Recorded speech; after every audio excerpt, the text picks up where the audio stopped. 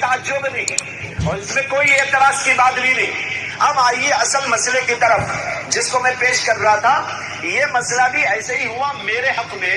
کہ میں مسلسل لگا رہا یہ دیکھنے کے لیے کہ اس میں جو تصویر آتی ہے وہ تصویر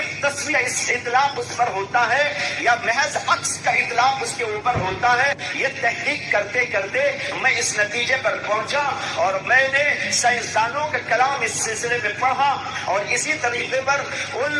عرب علماء کا کلام بھی پڑھا جو اس سلسلے میں جانکاری رکھنے والے اور پوری تحقیق کے بعد اس سلسلے میں انہوں نے کچھ لکھا ہے۔ علل تک لکھنے والوں کی بات نہیں کر رہا ہوں، ان فقہاء کی بات کر رہا ہوں جو ذمہ دارانہ طور پر غور کرتے ہیں، ذمہ دارانہ طور پر لکھتے ہیں، تفقہ کے بعد لکھتے ہیں، حقیقت کو جاننے کے بعد لکھتے ہیں۔ ان کا کلام بھی میں نے پڑھا۔ اسی طریقے پر ہمارے ہندوستان میں اور بعضوں پڑوس ملک میں جو علماء اس سلسلے کی حقیقت سے واقف ہو کر جو فتوے اس سلسلے میں لکھے ہیں میں نے ان کو بھی پڑھا۔ ان ساری تفصیلات کو پڑھنے کے بعد ایک طرف سائنسدانوں کی تحقیق پڑھنے کے بعد دوسری طرف عرب علماء میں سے جو لوگ اس فن سے واقف ہو کر لکھنے والے ہیں ان کے کلام کو پڑھنے کے بعد اور تیسرے ہندوستان اور پاکستان کے وہ علماء کی بات جنہوں نے اس فن کو سمجھنے کے بعد حقیقت حال کی طرف روشنی ڈالی ان کے کلام کو پڑھنے کے بعد میں اس نتیجے پر پہنچا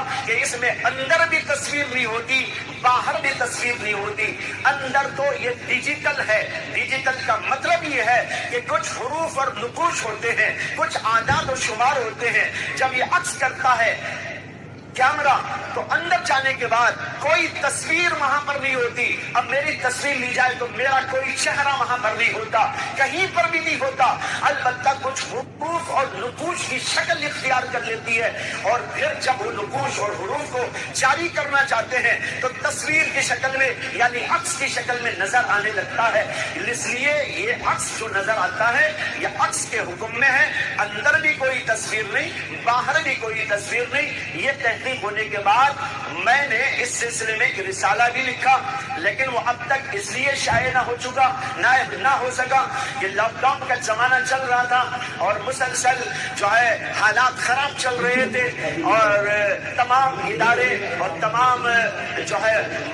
اس طرح کے تباہ کرنے والے ادارے سب بند پڑے ہوئے تھے۔ اس لیے اور بھی میری کئی کتابیں ہیں جو اس درمیان میں لکھی گئی، تقریباً 10 کتابیں ہیں جو لاک ڈاؤن کے زمانے میں اختر نے لکھی اللہ کے فضل سے کرم سے، لیکن وہ اب تک شائع اس لیے نہ ہوئی کہ سلسلہ جیسے کہ آپ دیکھ رہے ہیں تمام چیزوں کی بندش کا تھا۔